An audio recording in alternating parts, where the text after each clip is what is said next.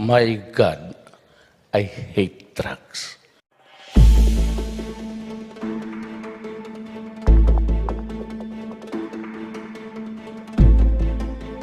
Well, let's go above and beyond the headlines now with Foreign Affairs Chief Secretary Teddy Locsin. Sir, thank you for joining us. There's a lot of talk now. Unabated. Hi. Yeah, it's clear. Go ahead. Yes, sir. What about the passport alleged data breach mess? Your latest announcement is that you are taking the word of Apple Production Unit that there has been no data breach. What does that mean? That means that for now, they told me there's no data breach, although when asked by our Office of Consular Affairs, you mean everything is safe? Well, no, some is lost, etc. But that's fine. I said, are you trying to tell me that in spite of that, my interest here is to remove the burden on the public of birth certificates and the renewal of passports? And frankly, he took me as, Apo said, sir, there was never any need for birth certificates. A passport issued under the old system is better than a birth certificate. So with that, yeah. Sir, we'll get to, that's important. Yes. That's important. Yes, okay? yes. We'll get to because that, with sir. That, with that, I lift the passport requirement. Then I added in my statement, to get that done, I had to rattle the cages in order to get the animals screaming. Well, some animals screamed, we're not guilty of corruption. Did I point to corruption? No. Now, what do you call people who scream innocence when no one has accused them? So we'll get to that point about no more passports required for a renewal of passport. No birth certificates. No birth certificate. Yeah. That's what I was going to say. For a renewal of passport application. No? But first, when you talk about data breach, because for ordinary citizens, they understand data breach to mean that there has been a leakage in the computer network and the internet. So there has been none, because basically what nobody knows. Nobody knows there's none except some people averring it. I take no one's word for it. Yeah. I will only take the word of the Senate investigation, which I hope will continue.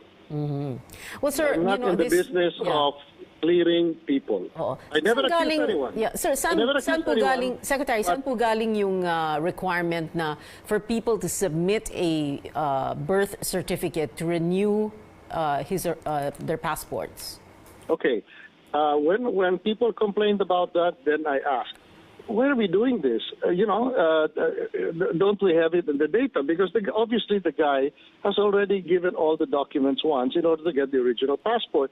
And they said, sir, all of that was digitized, and then it was lost. It became inaccessible when there was a fight with Oberthur. That's one story, no? And they denied us access, and voila, we don't know how to get through to it. In fact, to this day, on the other hand, Apo told me, well, yes, they wouldn't give us the app to get into the servers, but in fact, we figured it out. And then, so what's inside? He said, well, there's data there, some of it corrupted, some of it incomplete. But at the end of the road, they told me, let's say a person is there, his name is there, but the digitized copy of his birth certificate is gone. Yeah. Well, sir, and the guy turned to me, and the guy turned. No, wait, that's important. And the guy turns to me and said, "We don't even need that, because a passport done in the old way is really, really genuine." Now you will hear stories that no, that's only after the fact by the proponents of e-passports. Now, who did that requirement? I don't want to give names, but top diplomats have told me from the DFA, we always thought it was a stupid requirement and it was put there by a subordinate. We just ended up there, and then it just took on a life of its own. A subordinate, in short, we have Like inconvenience. who? I don't know. So Walang pangalan. Not any of your predecessors, not a Secretary of Foreign Affairs. I'll give this. Could it have been the head? Our predecessors, my predecessors, Secretary of Foreign Affairs does not concern himself with details like that. Well, okay, to be fair to only I did, because I am on Twitter. Yeah. Thank God. Yes. Yeah. We'll get to that in a bit. Yeah. Well, sir, I hear about the complaints. Yeah. Well, the division of the DFA that is in charge of passports is the Office of Consular Services. So was it the OCS? Yes. It was the OCS that thought na okay for renewal. No, that's what the top diplomat told me, and I'm not out to get that guy in trouble, because he may have thought it was good, but in fact it was worthless. When was that, sir? When did that? It's gone. It's not so long ago, the top diplomat told me. Okay, wait. We And I won't can't give her name. remember, but I'm sure the producers will tell me sino yung head ng Office of Consular Services. When did they first start asking for birth certificates? So, sir, It was parang not Secretary... Not so long ago. Yeah. So, Secretary, parang ang nangyari is this all started with an OFW asking, bakit pa kailangan mag-submit ng passport, Yes, ulit, ng birth certificate? Not just Kung one, but magre-renew lang ako others ng saying, passport. Others saying my mother would know, and then it triggered something in me listening to that. If it's really necessary, fine. And then the people told me, said, sir, because we have to reconstitute all the data that was lost from Overthur. Okay, but then something came to me because in I don't want to give the name of the ambassador, but there was one saying the best proof of a person's identity is an official document. That document has been more authentic even than a passport. Remember, a birth certificate is prepared for a person who is just a fetus. It cannot attest to the truth of what is in the birth certificate. But the passport is applied by a person. Yeah. How can you get it? If you say, yeah, but there's by the way, I heard this also in the FA. Yeah, but what if that person was lying?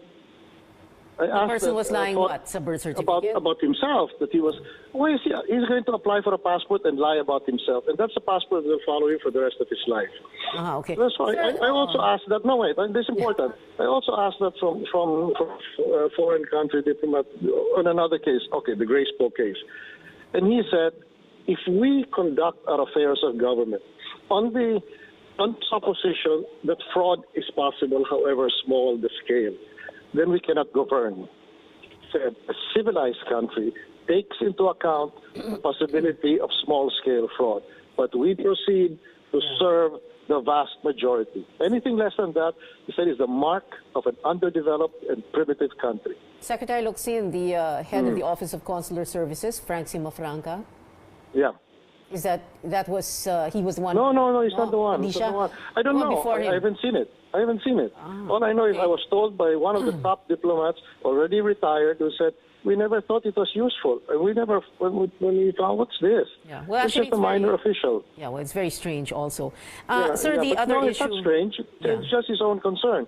Unless unless there's an intention to persecute the small person. But I know, that's always a nice thing, no? But can't we just let the poor guy go? No. Sir, the Office of Consular Services in charge of passports, and yet it needs to, how do you call it, contract it out. Yung, kumbaga, okay. One of its That's main, if not problem. the main function of the OCS has to be done by an outside entity, right? So isn't that strange? When I was, I think we were all in media, and Bert Romulo first tossed the problem to Bangko Sentral. He was frustrated. Okay? And I thought when that happened, I said, well, okay, the DFA did not have the printing capacity. Obviously, they don't exactly have the biggest budget. That may be their proper responsibility that they were not given the money for it. No? But I'm not going to defend them because I wasn't in the DFA then. But the thing is this, it was given to Bangko Sentral, the guys who make money. And I thought, wow. But when this thing came up, somebody said, hey, you toss something to BSP because they know how to print security paper. That doesn't mean they know how to make passports. And that's why they contracted with Overthur. Okay. And then, of course, somebody came up in the Aquino administration to get rid of Overthur for a variety of reasons. Maybe they're good, maybe they're false, or maybe it's just a way of getting rid of one and then getting in another contractor. But this is what worries me and should worry everyone. But it's not particular to this case, and that is when you go for a bid, right? Because you have the capability to perform contract, bid it out. It's assumed you process it, not that you will win the bid and then you will turn it over to someone else. That was raised by Yasay. I have no opinion on that yet, but I've always wondered. In a bidding, why would you accept a bid of someone who patently, I've seen this before, does not possess in-house the capability to perform it, and then when he gets it, or even before he gets it, he subcontracts it. Yeah. Yeah, so many Okay, strange. Yasay says, Yasay and Panelo say that's illegal and ultra vires, meaning it's out of their authority. I don't know. I haven't studied that. Okay. Well, sir, of course, this all boils down both sides, if you will, of the issue. Itong alleged data breach, which, by the way, still hangs. It's like a cloud that hangs over That's right. the DFA. And I'll tell because you one thing. right now you're saying no, you can't even. that's not the DFA. That's No? DSP, Overthor, and APO. And okay. APO is under PCOO. What is the name sir, of Martin? Yeah, but sir, It was syempre, taken from everybody, us. yeah, but everybody knows it's the DFA that still issues passports. So, even if there is Yes. that, PCOO, Bangko Sentral, syempre, ang pagkaintindi ng ordinary citizens, DFA pa rin. So that's why I'm just saying No, that in there's that case, if that is what the public believes, the DFA makes its own passports, it becomes a duty of media to tell them, actually, hindi yan. Hindi totoo yan. Kasi wala silang capability. Kaya nga, binigay they sa had to Bangko give it to Sentral. someone else. So, sir, parang They this did, also, ha? Okay. Well, sir, this also DSP boils. who first contracted it out. Yeah, well, this also boils down to, inconvenience for ordinary citizens. You have a government that is supposed to provide that service. It's one of the most basic services, to provide passports and to renew those passports every 5 or Yes. now 10 years for citizens. And yeah. this is such an inconvenience. I mean, thankfully, that's gone. No need to submit your Yes, certificate. that's right. But Yeah, this whole process, the whole to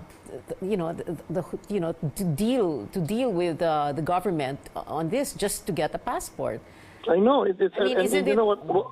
Yeah, well, what can you do? Okay, again, there are a variety of stories, and then they've also told me, sir, okay, so it's not useful for you, it's not needed for passports, but other data, other agencies that need to collect data piggyback on us because they don't have the money or the capability, and since we are already processing passports, they add, we also want this. Marriage circumstances, this, like that. And we out of a sense of cooperation, will then add these requirements and overburden the process of giving someone what is his right to have, constitutional, by the way, a passport. Now, okay, that interagency collaboration, you know what? I'm not going to enforce that. I'm not going to follow that anymore. You need data, you go to Congress and say, hey, I'm the statistics this or that. I need data, give me the money. Yeah. Well, that's one of the more But you frustrating... can't piggyback on another agency. Yeah. Well, that's one of the more frustrating things about dealing with government. And through many different administrations, sir, you have one government agency asking you for your data, you have another and another and another. But anyway... wait, it also gets worse. Yeah. No, it also gets worse. Sometimes they also want to piggyback physically. In other words, DFA, meron pala kayong post abroad. We want also to be there. What are you talking about? The attachés? Attachés, I guess. Do you mind? Okay, fine, you can be there. You don't have to be attached to us. Yeah. Why don't you get yourself your own space and rent it? Well, so you're opening up another controversial topic. That's right. So you're questioning now all the labor, trade. And then just leave. I mean, all the why don't you leave DFA to do its very difficult job of number one? It is not diplomacy. It is the protection of nationals abroad. That's such a terribly difficult job. Yeah. And then diplomacy. And then now, what, a dormitory? Dormitory. The embassy is a dormitory. Ganun ba? Cannot be. Okay. You try that with the State Department. You try that with the U.S. Embassy, if you're a U.S. agency. Yeah. Well, that's a topic for another interview, sir. But first... Absolutely. But lastly... No, let's not go into that yet. Yeah, sir, mahaba na oras eh. Pero ganito na lang, Secretary. Huling issue na lang, no? And people have called you out on this, and I wonder if you've read it also on Twitter. Some people saying na, Secretary, baka pwede pong, wag muna po kayo mag-tweet. No. If I did not tweet, sir, can you put your phone down? Any of those issues, the people needing this, the people needing that, if I don't light fires, do you think it would have been done? I would have become like any old Secretary of Foreign Affairs who sits there and doesn't help the people. And not just the people, in the grand manner, but individuals.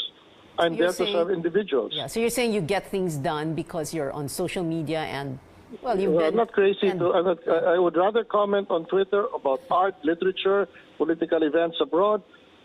But now, I hope they find an app that, by the way, I doubt there is, that is personal enough to consider when a person needs something. Well, Secretary Teddy Boy Locsin, DFA, sir, thank you very much for joining us and giving us a lot of your time. More time than it takes to type 140 or more characters on Twitter. Sir, thank you very much for joining us.